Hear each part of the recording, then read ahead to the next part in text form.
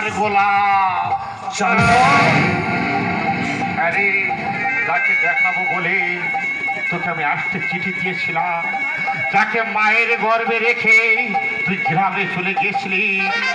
এই তোর রস যত সন্তান হোকো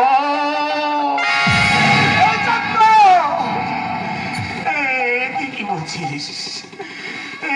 তুই কি বলছিস? ও তুই কেন আগে বলে গেলি না? কেন আগে বলে গেলি না? ও আমার ছেলে, তুই আমাকে দিয়ে কি করালি রে চন্দ্র? তুই আমাকে দিয়ে কত বড় পাপ করালি। আমি কি করেছি জানিস? আমি আমার ছেলেকে দিয়ে আমি জুতো পালিশ করিয়েছি।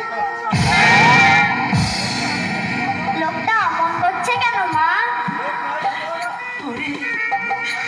লোক নয় রে হতভাগা, লোক নয়।